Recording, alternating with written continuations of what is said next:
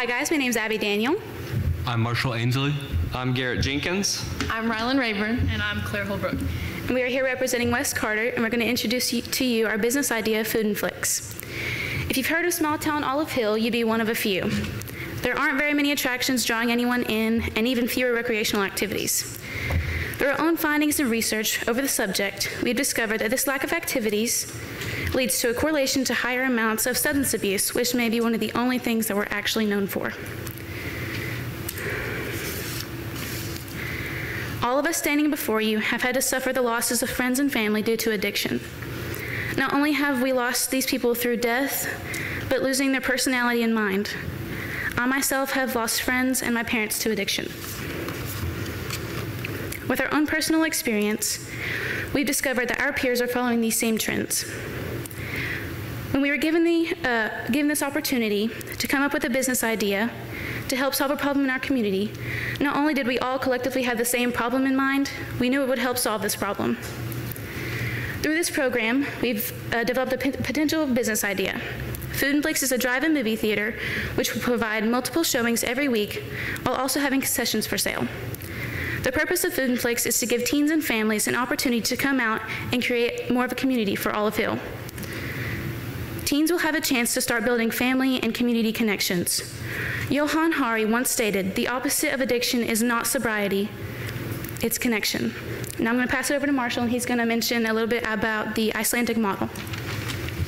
The Icelandic model is a design that instead of saying no to substances, they say yes to activities that are a better use of the youth's time. They also aim to incorporate local authorities and families in order to encourage participation. Activities that they support are engaging. This include rock climbing, kayaking, and making art.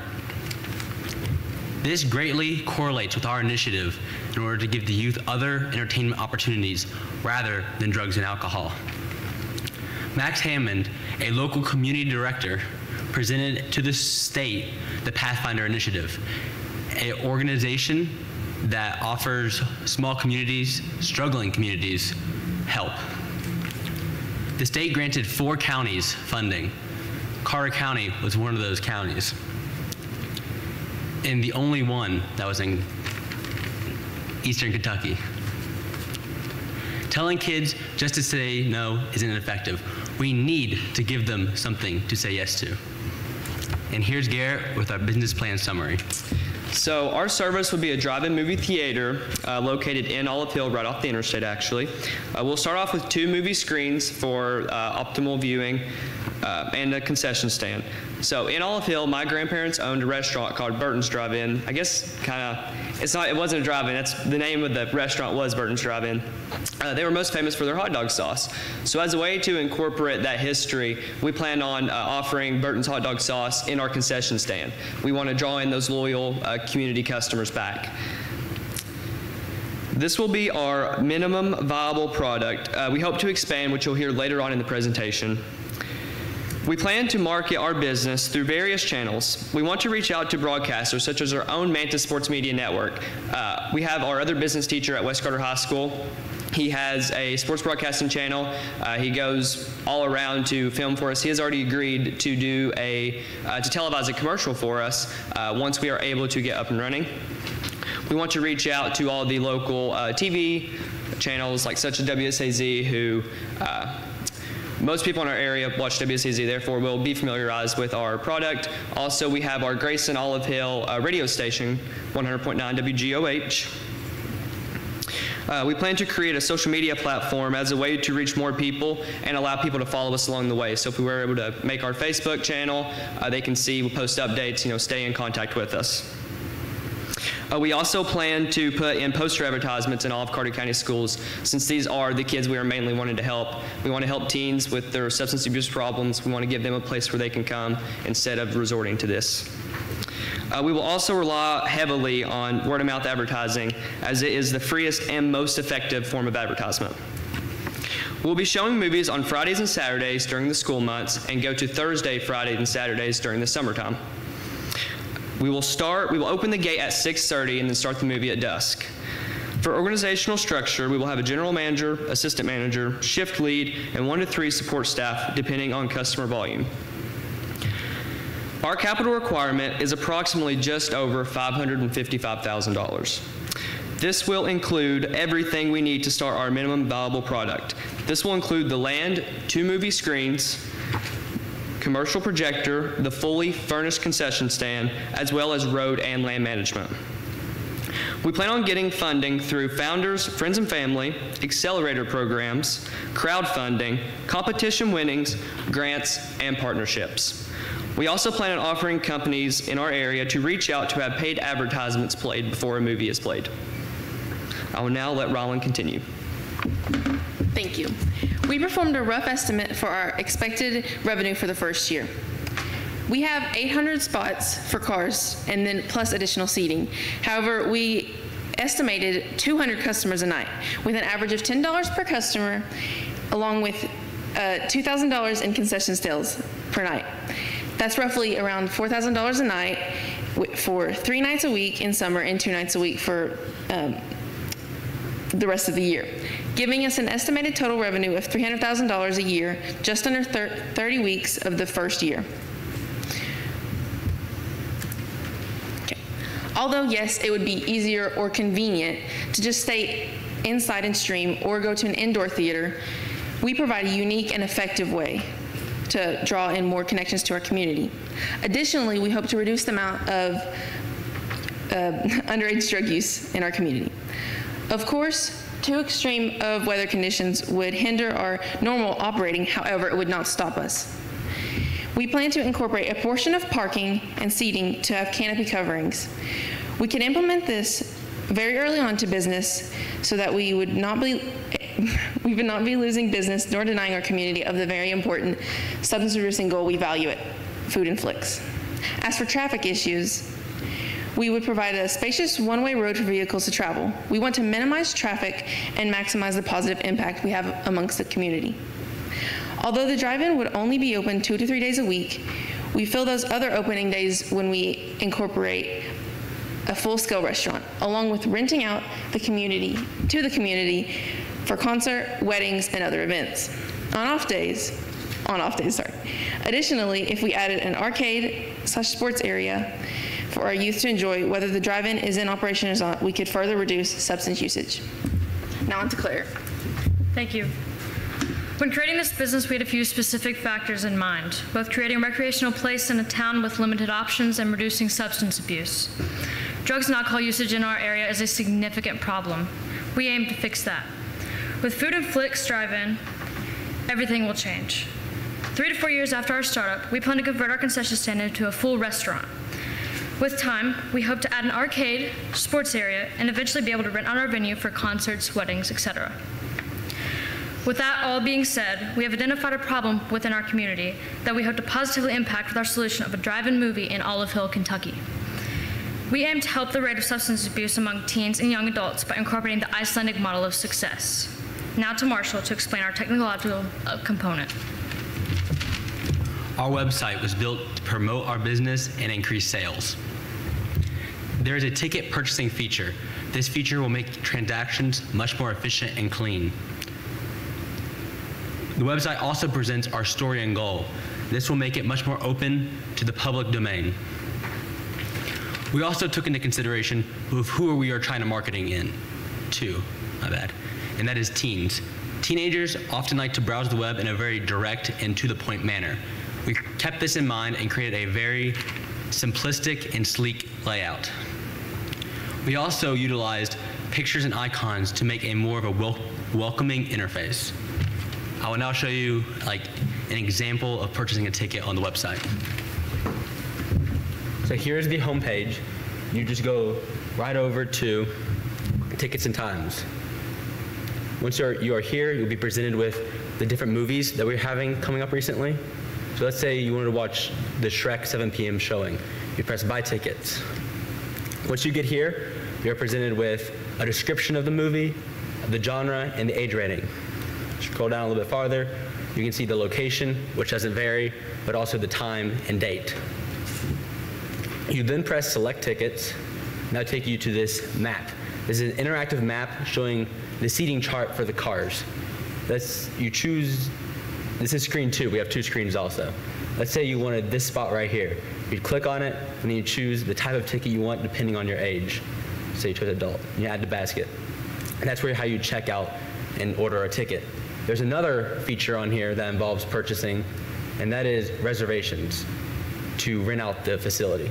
If you go to renting right here, you'll be presented with a little description of how we plan to present this to you all. And then there's also a little form right here. In this form, you put your first name, last name, and your email, then a description of what you plan to host at our venue.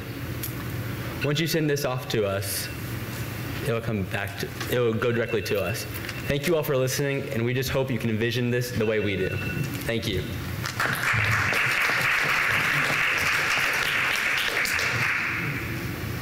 Great job. So growing up in Olive Hill, I remember the Main Street Renaissance program. It used to sponsor movie nights, and they were actually very well received. I was a volunteer there. But my question for you is, are you going to have any kind of security there? Like, what would keep someone from using drugs or alcohol while there and keeping it that family-friendly environment that you're going for? We've been asked this question a lot, especially by our peers, what we've asked about the business. We don't want to call it security because we don't want that kind of viewpoint, like we don't want to be seen like that, but we will have, what's the word? Attendance. We'll have attendants coming, and they'll be our workers, the 1 to 3, what are they called? Just responsible adults. We're going to have responsible adults come in, like while they're working, they're going to be just washing, going back and forth between the cars, making sure nothing irresponsible is going on. Excellent, thank you. I had a good presentation. I liked in the beginning as you were talking and you were showing images of the community and the problem and the solution, and that tells us we're hearing a whole lot with our second brain while we're listening with our first brain. So I really like that. I like the fact that you had clear other revenue streams, renting it out, and the restaurant and the sports. I thought that was great. One thing I didn't see that you addressed and I wanted to ask about was what kind of movies are going to run? Are these first run movies? Are these older movies? Or? Okay, so right now, if it's like a brand new movie that has just come out, the company who you get the rights to have the movie from does take 65 to 70% of your ticket sales. So a lot of our money is going to be coming from concession stands where we'll heavily rely. We would like to be able to show new movies, but probably starting out, we will have to find like the older movies that people still want to come out and watch, family favorites, just to make sure we're able to bring the people in. And then once we're able to start building our per capita, where we don't require as much, we'd like to bring out the brand new movies. So.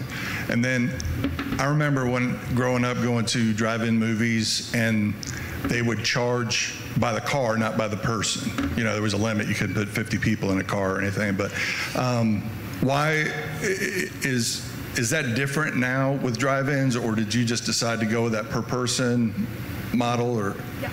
So any company that owns these movies, they have specific standards that they want you to meet. So some companies like Disney doesn't allow you to do by car. They want specific child and they want specific adult.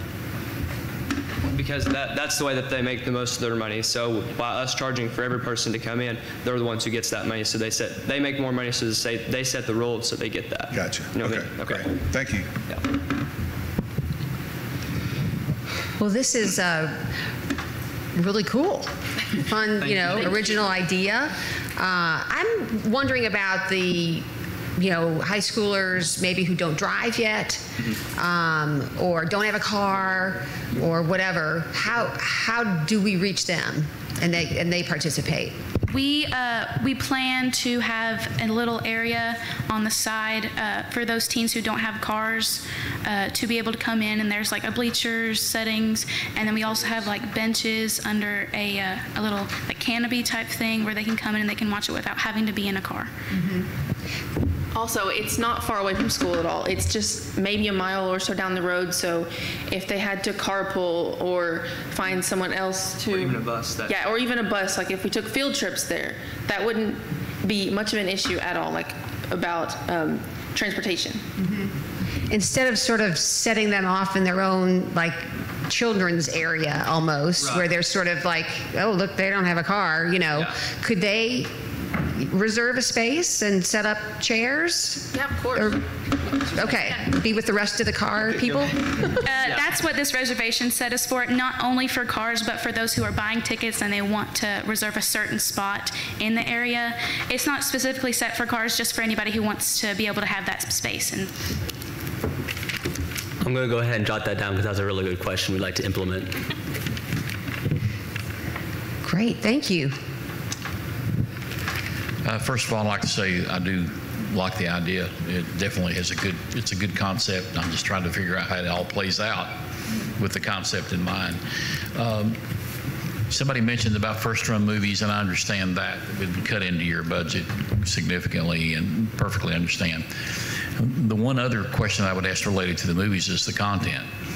A lot of the movies today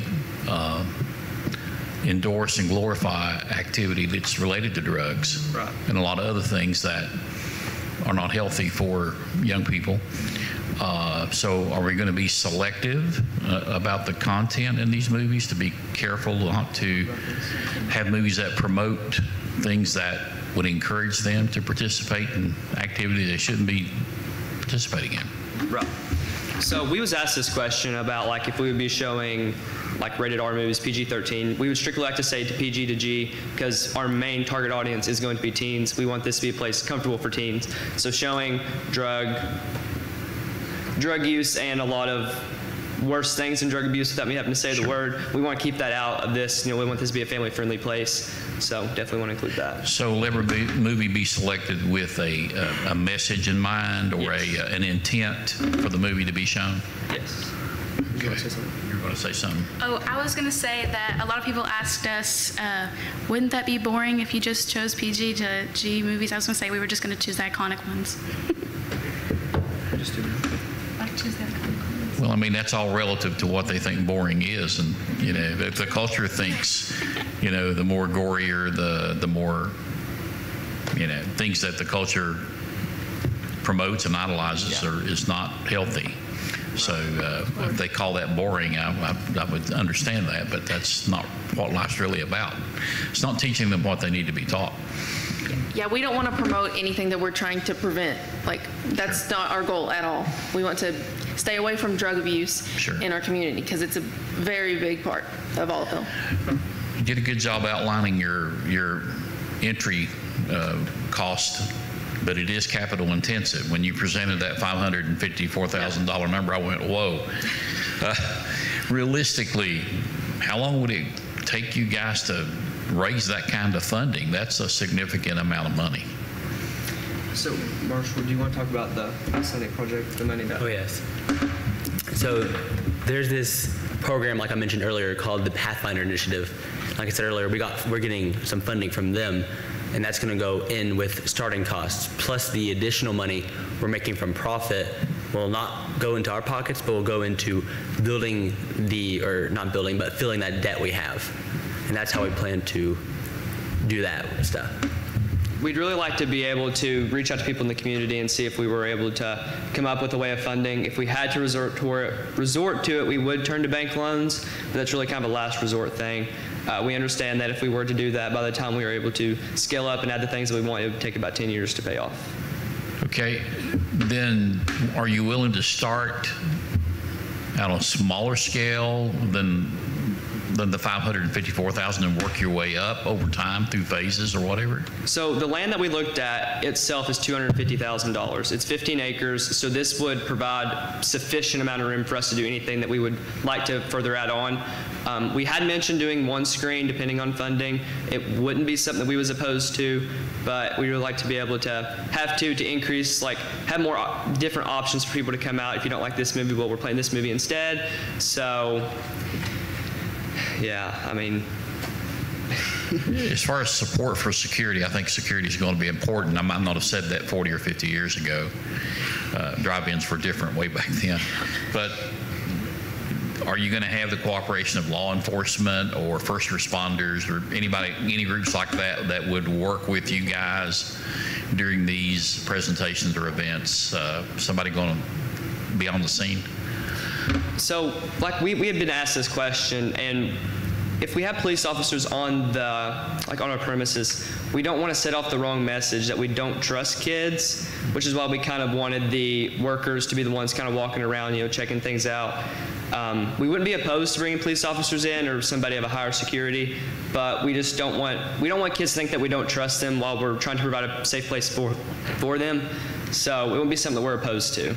So the workers are adults, parents of the kids? Yes. And they're going to be volunteers? And everybody there on site is going to be volunteers? No, they will be getting paid. From all the job descriptions I listed, there will be set salaries for those. Oh, okay, they'll be paid. Okay. That's all the questions I have. Thank you, guys. Thank you. Thank you.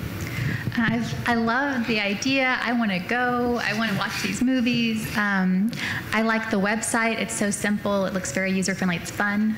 I guess I had the same sticker shock of, oh my goodness, over $500,000. I'm a grant writer, and even getting $10,000 for the arts and things is really hard sometimes. So I guess I'd like to hear, is there a smaller, minimally viable product that you could have that maybe you just start off small at the school, or just testing it out to see if kids will come? Like, how small could you start? I definitely think that's something we really didn't think about. We automatically assumed that we kind of needed to purchase a piece of land and build all of this, but that'd be definitely something we could take into consideration. And even if we could even project it like on the side of the school. I know our school, we have a huge side of it that's just brick. So we could definitely start there. We'd be able to see probably about 100 cars in that parking lot. So that could be definitely something we could look into. Thank you for that. Yeah. We had some of our students from our high school fill out a survey, and 93% of them said that they would want to go to a drive-in. Oh, go ahead. So out of the options, we put a drive-in movie, bowling alley, more restaurants, and a roller rink. And the drive-in movie had 60% of people rating that over all the other options. So this is something that we do want, our students want in Olive Hill. So that would, And I heard you mention the cost of the property, $250,000. Would there be an option to look at an alternative like a leasehold arrangement? Or is there anybody in the community or the area generous enough to let you use the property at a minimal expense? The owner of the property has been very flexible about the payments towards it. Once we first looked at the land, it was about $400,000, and then after like a month or two, he had lowered it so much to $250,000. So I believe that if we were to talk to him about pricing and like maybe renting out this, he would be more than welcome to that kind of idea.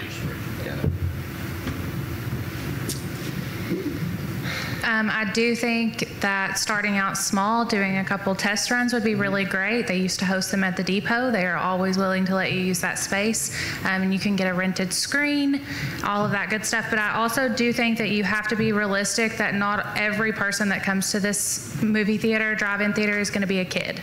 It's not just going to be teens. There are going to be adults, and some of them that are up to no good. So just keep that in mind. I know police presence is not always the greatest thing, but it is necessary, and just think about that. And a great thing about the location, I know you're familiar with Olive Hill, the first Olive Hill exit coming from Grayson, it'd be, turn right off the exit like you're heading toward Carter Caves, the BP right there on the left, it's the plot of land right on the other side of it. So I think it would be great we'll be located like only 10 minutes away from Carter Caves, and that's the only recreational opportunity that we have in Olive Hill. So I think we could definitely draw in people who's camping there or even staying in the lodge. They would also see that on the way and like try to check it out while the weekend that they're there too. So that area is not very developed, so yeah. I just also wanted to add thank you for just being open and vulnerable at the start. That's really what helps, set the scene for investors and so on, and for them to know how committed you are and why. So great job. Thank you. Thank you. Thank you. Done? Okay.